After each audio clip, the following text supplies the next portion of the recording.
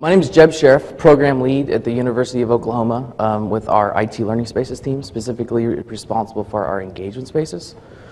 Today, just talking about standards-based AV in a flexible learning world. Nothing technical at all, really just an overview of what we're doing at the University of Oklahoma. We think it works. We've been pretty successful. We're running a very lean team and doing quite a bit of great things with our technology. So, based upon today, like some of the learning objectives I'd like you to take out of this session.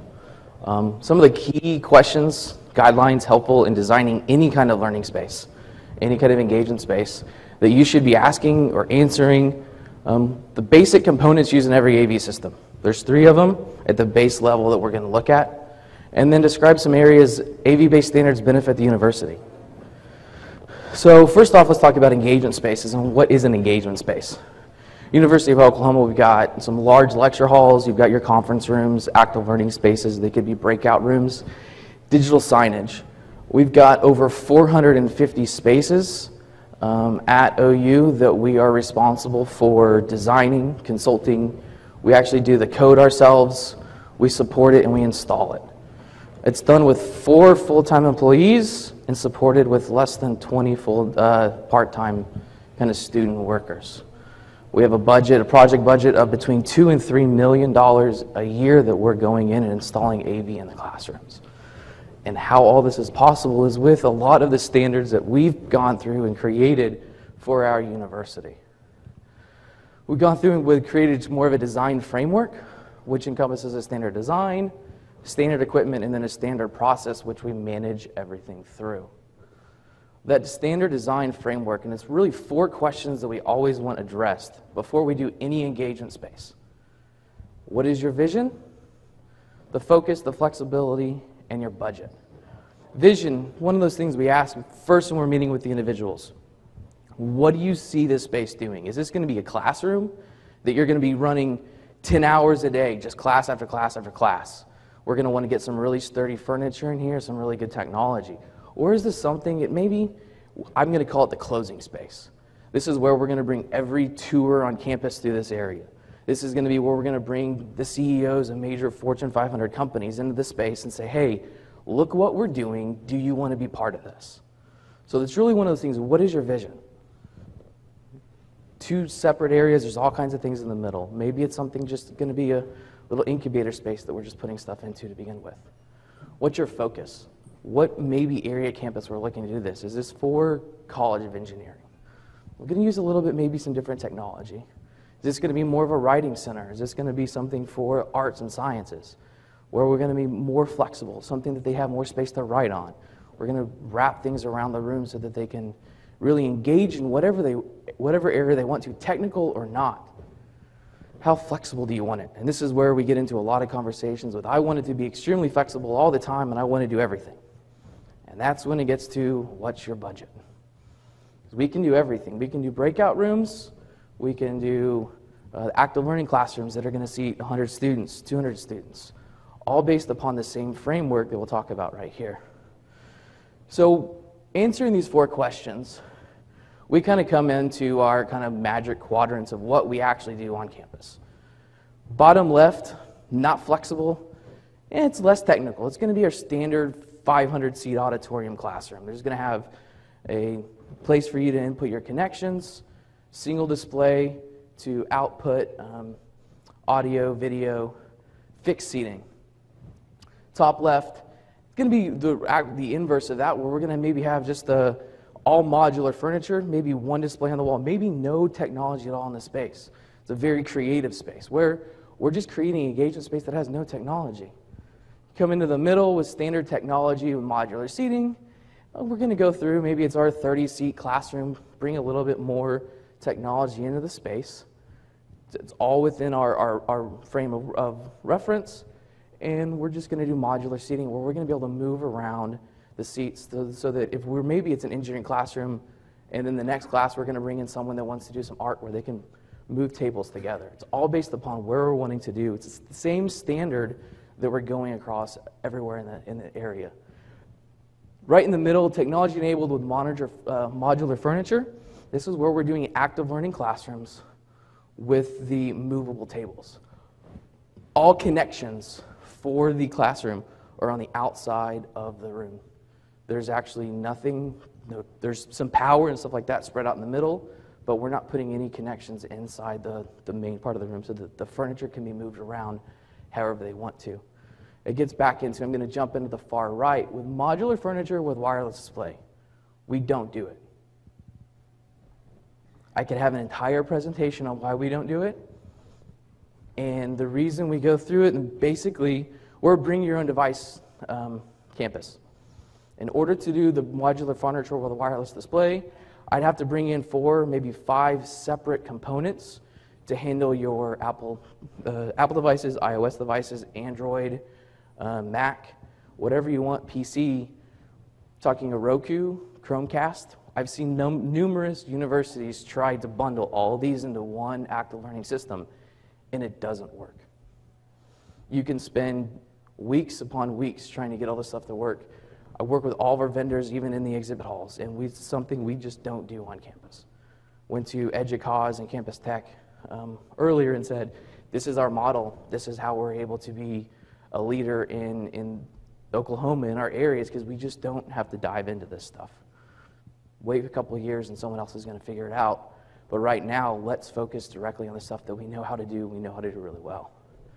It gets down into the bottom with the technology enabled with fixed furniture. Podiums in the middle of the classroom are pods where we're going to have multiple inputs. Very technical, a high technology driven classroom. We have one called the Core. The University of Oklahoma, it was our kind of showpiece to bring in, and it was a closing room to really drum up business and to show what active learning was for our campus. With that, we were then able to go through and kind of show everyone, hey, we can make it more flexible, we can make it more modular, we can do everything. It's based upon one system. So we go in and look at what our system. At a root level, any AV system comprises of 3 items: inputs, outputs, and control. That's it. It could be a breakout room that's got a display with inputs, and it might be your finger for control. We've got a lot of those on campus. You probably have one. Maybe it's the remote, just the manufacturer remote. It goes all the way up to the number of active learning spaces. It's the number of inputs, the number of outputs, and how do you want to control it. So at a base level, our design is based upon those aspects. We've gone through and standardized everything we're doing, especially with our equipment, for 3 main reasons. With those 450 spaces, we have a major bench stock.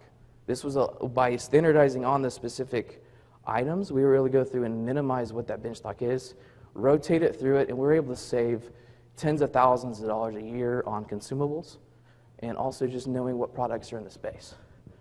Vendor management, we work with just the number of vendors where it's, I like to say it's one back to pat. When we go through him, I don't have to go through and determine, hey, if I'm buying projectors, I buy it from one vendor every single time. If one goes down, I know who I go to. I don't have to try to dig through, determine what the issue was, who we purchased it through. And supportability. By standardizing on everything, we're able to go through and support those 450 spaces because our students that are working through there understand what that technology is. If they have a question, they can go back to our bench stock and know exactly what product or what part number they need to pull to go and replace it and to get back into space. So when we go through and look at our equipment standardization, as I said, we're a bring your own device campus.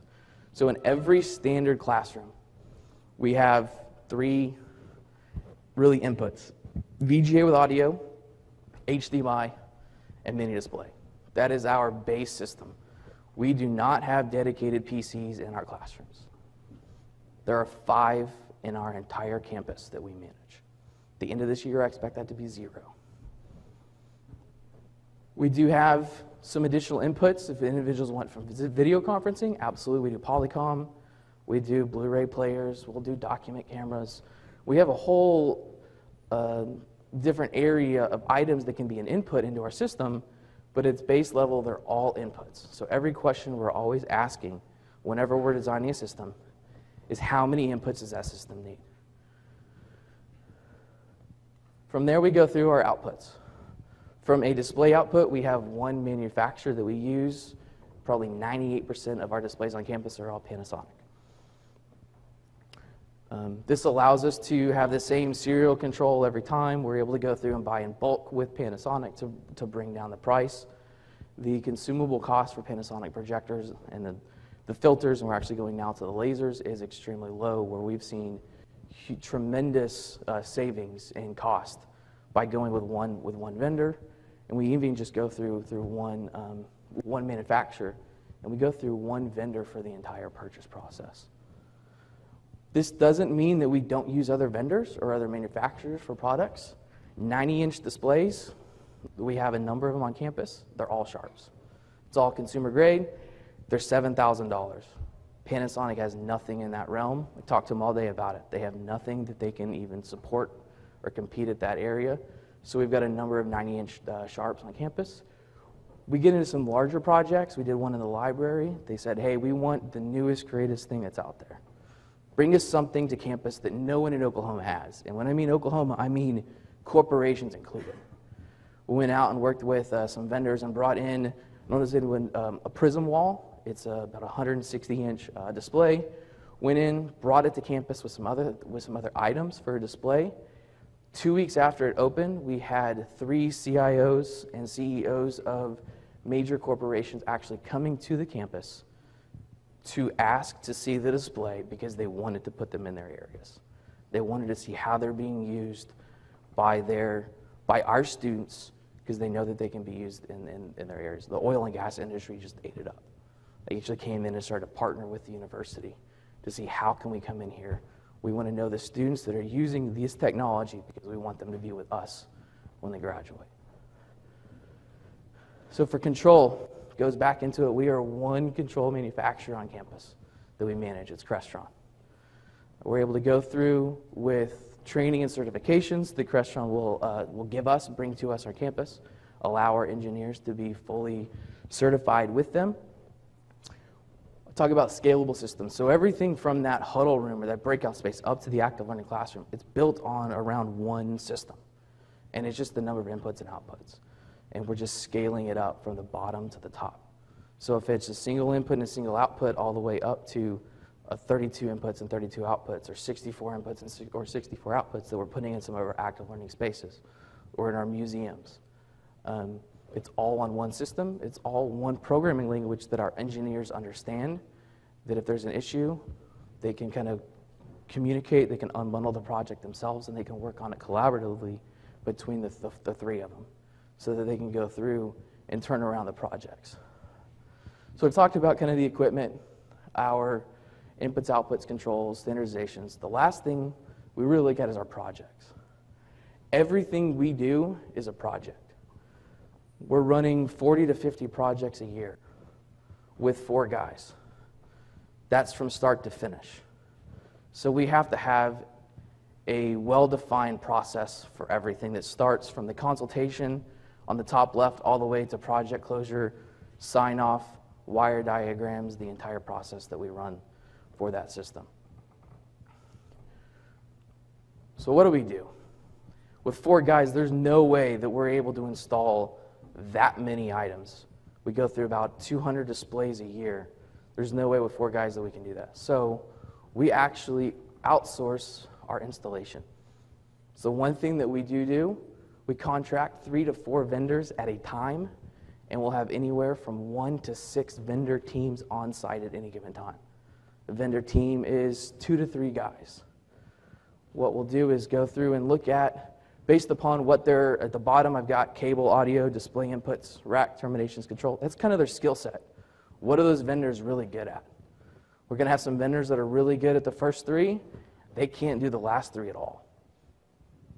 They will absolutely screw it up, and we're going to have to come in the back.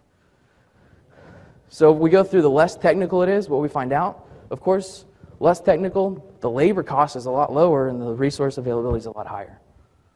The further you go to the right, the cost is a lot higher and the resource availability is a lot lower.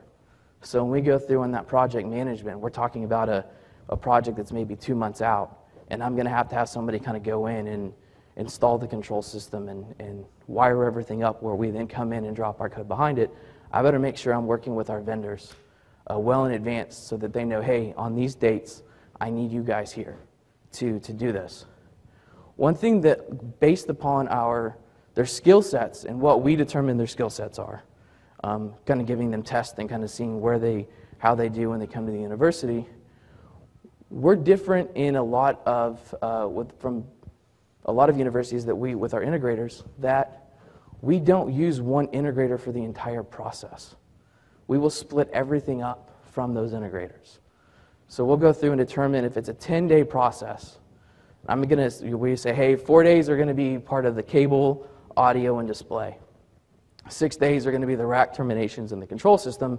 If I went with one integrator for the entire process, I'm talking about $18,000. So we've taken that and said, well, we don't want to do that. Let's unbundle this entire thing and actually look at what each vendor is good at and what that cost is. So we'll go through and say, you know what, I'm going to use vendor A, who they can run cable and they can hang displays, but they can't touch the control system. And I'm going to have them do this for 4 days. And then I'm going to turn around and have another vendor come in right behind them, and I'm going to have them finish up the project. We'll come in, we'll sign everything off, and they're good to go. As opposed to spending $18,000, we're spending $14,000. That's on one project. Take that over 40 or 50 projects a year. Yes? Did you have a tough time getting your local vendors to buy into that type of program? No, I did not. I went to them and told them this is what we're going to do. The integrators, since we design everything on the entire process, and we pretty much just go to our vendors and say, here's the wire diagram, here is our hardware list, we're going to buy it from you. If they don't want to install it, then we'll just go elsewhere to install it. So, we're looking at them as it's a service. They're doing a service. We don't want them to do any of the coding. We don't have them do any of that stuff. We keep all of that stuff in-house ourselves. Which is the why. Why do we do all the in-house engineering? Why do we outsource just the installation? And we really only outsource the installation on our standard, very cookie-cutter projects. Used to be a couple years ago, we would do all the cookie-cutter stuff ourselves. We'd do the installation ourselves. We'd go through and do all the base classrooms ourselves, and we'd leave some of the bigger projects to the integrators to do bits and pieces of it. So we went through and said, you know what? The cookie cutter stuff is easy. We've already got every design for that. We've got all the wire diagrams. They're pretty much all the same, just different furniture, different inputs and outputs. So we're going to go through and we're going to say, hey guys, you install this stuff. We'll oversee it. We'll come by. We'll step in as a project manager. And we're going to take off and we're going to do the bigger projects that are really impacting campus. What's happening when we did that is we created our own brand. Within the University of Oklahoma, if they talk about anything that's going to be related to AV or engagement spaces, our team is brought to the table at the very first conversation. We're not coming in at the last trying to figure out where we're going to put AV, what conduits we need. They're bringing us, what can you guys do for us to make an impact on campus? How can you change what you've done over in the library or what you've done at the stadium or what you've done in our 5th floor museum with Galileo's collection? How can you bring that to our local college? And what can you do? So we're getting recognized around our local campus and being brought in at the very beginning. Even when we're doing some of our special projects, it's now no longer our AV consultants being brought in from outside in different areas. They're actually bringing us in to be the consultants and to actually go out and to look at other areas where they're flying our team out to look at different products that they might want to bring in and say, hey, how would this work? Can you tell me what we might be able to do in our environments with this? Here's our use case. We're able to control the entire system design. So when we go out and we're the AV consultants and we fly out and we look at these different technologies, we're able to say, is this going to work with our control system? Is this going to work inside our area? What kind of support do we need? Maybe what can we support? What can we not support that maybe we're going to have to look outside to do? When we brought in the Prism wall and another piece of information, very frank conversation with the dean and said, hey, I don't have the expertise. It's going to be the first one in Oklahoma. We can't support it. I can't do it. I can sure it works with our control system. We can manage everything. We can do that. But from the back end standpoint, I'm going to ask you to sign a contract with a vendor to do the management and support of this space. We'll do all the installation. We'll control everything. But if you ever have an issue, I'm going to have to ask you to go to them. They looked at it and said, you're being frank with us? You understand? Absolutely. I've got no problem signing a contract, a multi-year contract for support from that vendor so that we can get the best service possible. It's one of those things, just being very honest and saying, hey, we can control everything from the bottom to the top. The support, I can't do it. Please look, here's the individual that I want you to talk with and see what we can do. And we get down into the user experience. Used to be we go through and many classrooms are all different. So if you walk in, hey, I don't know how to use this space. Let me go over here and ask this person what I can do. Or let me call IT and have them come and do a faculty session with me or anything like that. With us controlling the entire process now, we're able to make our touch panels, any kind of control system similar from North Campus to South Campus, research. It could be a classroom, it could be a conference room, it could be a breakout space where any student, faculty, or staff can walk in there, and once they're trained the first time, they're going to have the knowledge and confidence that they can go into any space on campus and use that system without having to contact IT. What we've noticed is that we've had a sharp decrease in the number of faculty assists that are required at the first of each semester, or we'll go through and try to train some of those new faculty members. We do a new faculty onboarding sessions. Say, hey, here's some of the technology. But we noticed in the first 2 weeks a sharp decrease in the number of actual faculty assists where individuals are calling and saying, hey, I don't know how to use this equipment. Can you come show it to me? What we're seeing is more one-offs where an individual says, hey, I want to use lecture capture or I want to use video conferencing and it's a one-time event. Can you come here, just set it up, help me to make sure that it's working properly because I've got a really big thesis that I'm working on. I'm going to be presenting to another company. I'm presenting to another college across the seas. Can you help me with that? And that's what we're noticing with our faculty assist. It's not, how do I use the software? But it's more, hey, help me do this one time, or this is what I have. Can you help me out? And that is, so with that user experience, it goes back to where we're being brought into the table more and more from the universities. With the saving the money, I talked about $4,000 to $5,000 a project, 50 projects. We're bringing back to the university almost $200,000 a year in savings that we're not sending out to the integrators. When IT can do that, on every project I've been under budget. And when I go to the interior designers, the architects, and they say, you saved us this much money, we'll be glad. We need another classroom. We need another space. Let's bundle some of that money together. We're going to do something bigger and make sure that you're involved from the very first step. So with that, are there any other questions? Yes? Your new faculty onboarding classes, I love the idea. Is there some higher administration behind that? I mean, or are they just coming willingly? When we do training, it seems like we get the same people who are going to already stop our office anyway, as opposed to actually getting the people who need the training. Okay, so the question was on what our kind of higher arc was for onboarding and faculty and reaching out to other ones that wouldn't be coming in anyways. We've started this past year a tech boot camp that we send out to all students and graduates and even some faculty, even onboarding kits, and saying, hey, as soon as they're a new faculty member, we get a roster with them and say, hey, come out, meet with us. We will go out into many different areas that we believe they're going to be and come and engage with them. Our Center for Teaching Excellence, we work with them, and they're the ones that are kind of showing the faculty members when they first come to campus what's going on in different classrooms, and we partner with them so that we can get just up in front of them.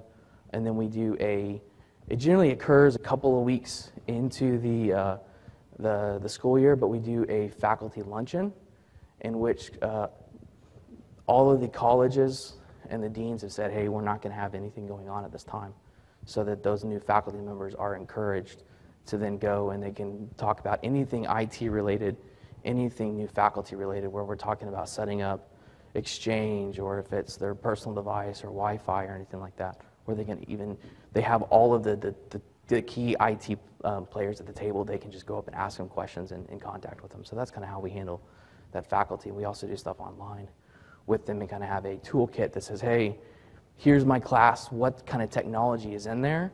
So there's a listing of that technology and even a demonstration on how you would use it and what that interface might look like before they even go into the class. Yes? Is that happening in classrooms? You see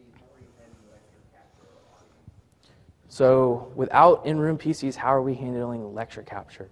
We, as a university, only have 5 lecture capture appliances in rooms. It's not something that our president has really embraced. We've had to show him that it's not for complementary material. That's the main concern, is that students just aren't going to come to class, that they're just going to watch it as a lecture instead. So it's more supplemental. We have a couple of appliances, either Crestron, Capture HDs, and then also some Catara boxes that we're putting into those spaces that are specifically for lecture capture that go to our media repository, Kaltura, that integrates into our LMS. Yes? What's been your buy-in or your workflow with working in the active learning classrooms and where you may be specifying furniture options? Okay. For the facilities group? How much control does your group have in making recommendations on that, or how have you guys been able to work cooperatively with that? So the question was on how do we have any buy-in or influence with our furniture making decisions in our active learning classrooms. I have a really good partnership with the interior designer, and she will actually invite me to a number of the conferences that she goes to and says, this is furniture I'm looking at. Tell me from an IT's perspective what you think about it. How would this work in? And I'll go through and just tell her frankly, hey, this is not going to work in any space you want to do. Here's why. Or this is perfect. This is where we can use it. But it's something when we're brought to the table at the very beginning, and I'm thinking, okay, what kind of furniture? When we talk about flexibility, how can we answer some of these questions so that we can go through, and I'm talking with her. So they come to us and say, it got to the point now with some of our classrooms where they'll come to us and say, what furniture do you want us to use in the space? And then we'll talk with the interior designers and say, hey, this is what we're looking at. This is the focus. This is their kind of vision of the space, and this is how flexible they want it. Here's where their budget is. Can you help us? This is kind of the model that we're looking at. Yes? Does your team also do the documentation, the spec, and the as-built as part of every project? So the question is, do we do all the documentation, the specs, everything? We will design the entire system, spec it out, documentation, wire diagrams, and hand all of that off. It's all put into the project. If I go back to that project request, it's all in there as a line item that we would then hand off to the vendor and say, here's all the equipment, and then here's the wire diagrams. This is where I need it installed, but we do all that. Yes, sir? Of your full-time FTE employees, how many are restaurant programmers? Of our 4 full-time employees, 3. I'm the only one. I have no AV experience at all. I just get to kind of manage them and point them in the direction and kind of build those relationships across campus. But 3 of them are full-time employees. Yes, sir? Do you have somebody doing quality assurance and commissioning the system? So do we have any quality assurance? Absolutely. So at the end of each one of those, if a vendor comes in and does any of the cable runs, we go through and do a quality assurance at the end of it to make sure it's signed off before they're able to go to the next project. Luckily, with us having so many projects going on at a time, and if something doesn't work, that vendor is generally on site, so we're able to pull them back. And at the very end, we're the ones that actually commission the system itself and load all the code onto it to make sure that everything is working before we do the final sign-off. Yes, sir? Do you manage TVs? And if you do, how do you handle the users saying, I can buy it at Best Buy for $300? So do we handle the displays, the TVs? Yes, we do. All of them, even at Res Light, Res Halls? So at the residential halls, inside the student areas, this is a tricky question. If it's from an administration standpoint and it's not in a student's actual building, yes, we will handle that. If it's a conference room, classroom, breakout space, absolutely. Digital signage. So if it's Res Life and they want some digital signage around the space, generally comes through our team. We've worked really hard with our purchasing department that if they come to us and say, what was this P card purchase, or someone's trying to do this, can you do something? I'm like, either yes or no, just have them go to Sam's and it's going to be cheaper and it's what they really want. I can't do what they're wanting to do. And that's more if they're wanting, hey, I want a TV in my office just for myself and no one else is going to do anything and I want it to be 70 inches and I only have $500 to spend. Yes, sir. Next. Go ahead. In the back. That being said, I worked with American College Mm-hmm. And I don't have to break each step, but everything that's ordered or bought has to come to me.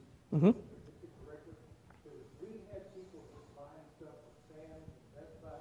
We maintain everything. So how do they call you to your help desk and you go out if there's a monitor goes down? You guys what, fix it or who goes? So question, if with all these displays we have on campus, how do we support that if it doesn't come through us or does everything go through us? We have a need help at OU.edu. Eventually, I would say 9 times out of 10, we are going to get a call no matter if we install the display or not, if we spec the display or not. We'll go out. If they are a campus partner with us, we have a number of the colleges that have kind of ongoing contracts and agreements that we will go out and fix that for them. At other times, if it's a display and we did a brand new install and they're like, hey, we have no budget. We have to have these 3 displays. Can we just go out to Sam's and purchase it? And I was like, absolutely. Please know here are some of the pitfalls that you may run into. And they just had one go down. So we went to them and said, hey, there's nothing we can really do for this. And they just went back to Sam's and they found more funding and they went and bought themselves another TV, and they'll probably do the same thing in another 6 months. But if it's one of the displays that we manage, then it's that one call to our vendor, and then really the next day we have someone on site to fix the display, or because our bench stock, we're able to just replace that display and they're up and running. How many, you said you have 20 part-time employees. Yep. How many FTE total? And what kind of skills do they have? And are they adults or are they students? So the part-time employees, it's around 200 hours a week that we go through. They are all students. Skill sets, we do a hiring events throughout the year where we'll bring them in, and those skill sets are going to vary. There are going to be some that are extremely, extremely technical, and some that don't know what A or V stands for. I think I'm out of time now. I will be around if you have any other questions. I'd be happy to answer anything for you. If not, there is my contact information. Send me an email, give me a call, and I'll be happy to share anything with you that you might inquire about. Thank you.